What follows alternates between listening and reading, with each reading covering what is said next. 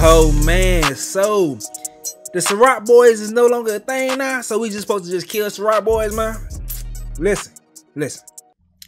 Diddy is no longer a Ciroc boy. Deleon, Carisha, all that shit, dead. No more. After Diddy filed a lawsuit against the parent company, Diego, he's no longer associated. It's end. It's done. The deal with that parent company is null and void. So let me break the whole thing down to you. So Diddy is trying to push Deleon tequila. He's been doing this thing. The biggest push he's ever gotten was with Young Miami, Carisha. That's the biggest push he's ever gotten to this demographic, the newer, younger, lit demographic, and she's done a great job as far as promoting that brand, similar to how Rose was doing his thing with Ciroc initially. And it come to find out, Rose never got to pay the dime from that, but interesting to say the least, that led to him to getting Rose Bel Air. But let's get back on point. So Carisha has done a great job as far as pushing Deleon tequila. Diddy is saying, listen, man, we ain't doing our job. He started to sue the parent company, Diego, saying that y'all not doing enough to support this brand, even on to the point that y'all calling this is just simply a black brand and just branding us and just pushing us into these target markets. So I need y'all to do more for me. Matter of fact, I'm going to sue y'all, and I'm going to say it's because of racial bias that you're not paying us much attention. This company is a parent company for Ciroc and Deleon. They also have competitive tequilas, Don Julio and Casamigos. Yeah, that shit right there, which is formerly owned by George Clooney. Diddy's like, y'all putting more attention into Casamigos and Don Julio in supporting and doing what's supposed to be done for those things, but you're not giving us the support that we want. You feel me? Over here, what's up with that? So basically, what's going on is some folks like, nigga, what? Nigga, what? How dare you? How dare you even come and disrespect us like this? When we let you slide. Initially, you were supposed to do more for your, as far as a monetary investment into the Ciroc brand. They're saying that Diddy only invested $1,000 and made over $1 billion. Yes, they said that Diddy only invested $1,000 into Ciroc and made over $1 billion. So how dare you come at us like this? And saying that we're not putting more into you when we've been doing right by you. You've been doing right by you. So with that being said, we're gonna drop you from both. And even when it comes to Deleon, you are a 50-50 owner. And they're saying that Diddy is not putting up his share of the money to go ahead and invest in Deleon. They're saying he just out here trying to do the same finagle the bagel that he did with Ciroc. Listen, Diddy, before the Ciroc shit popped off, you know, you probably ain't having much money as do now. But now we've made money together. You got money now. You want a new brand to pop off? It's not the same situation. You got to invest some shit. So they felt disrespect. He came at them, calling them racist and shit. So they severed the ties. And they're just going to fight this shit out in court. And from the point when they decide what they decide in court, they're going to just move on from that point. Diddy had to understand, he had to know that this is a possibility, that they may do this, but I don't think he thought it would go that far. But he had to know, though. I just can't imagine he didn't understand the risk of them feeling disrespected and not wanting to do any work with him anymore moving forward. But maybe they felt, he probably thought that he was so valued to this company that they wouldn't want to get rid of him and keep it pushing. See, Casamigos and Don Julio, y'all know 1942 and all that shit, they caught their own steam. They didn't need anybody to push them. Ciroc needed that push. I don't know what else is under this Diego shit, but you know, before those things popped off, Ciroc was probably the only thing that was going stupid, going crazy.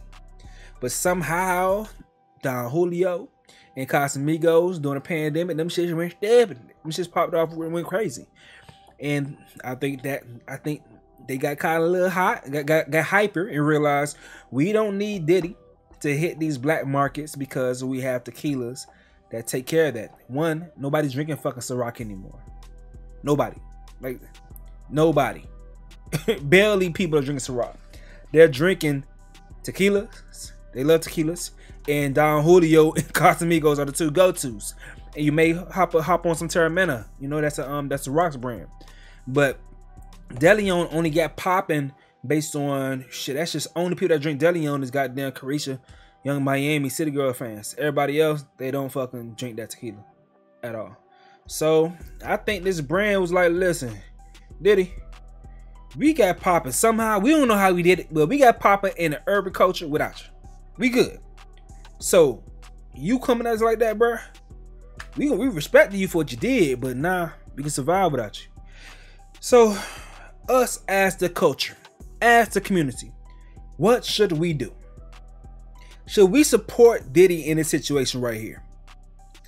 Should we back away from supporting Casamigos, Don Julio, Ciroc, Deleon?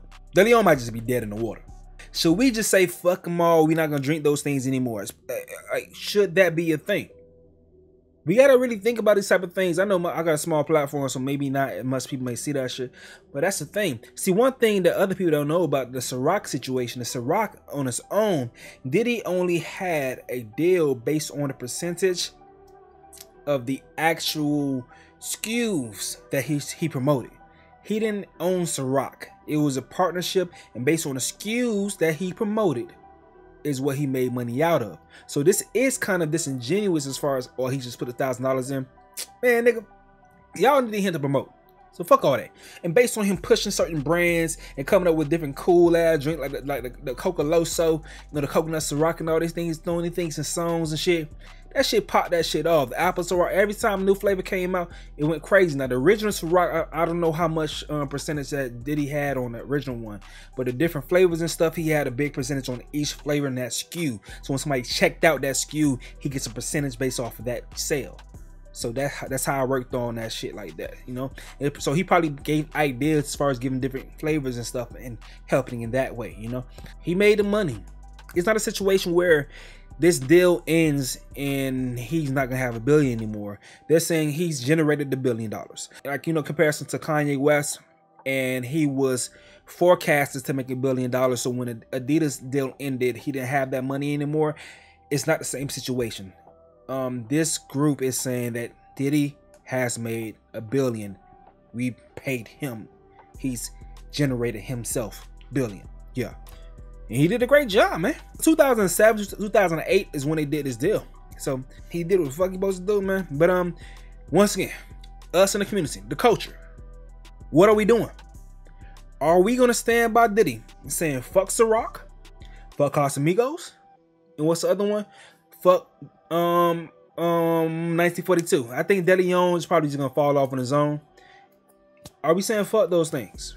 The reason they don't find Diddy as important anymore, this is my personal opinion, by the way, it's because Casamigos in 1942, Don Julio got popping on its own without a major black celebrity backing. The black culture fucks with it more than the other shit. So Diddy is jealous of it. But they're like, bro, we didn't need you for that. We didn't even have anyone behind those things. It just naturally happened.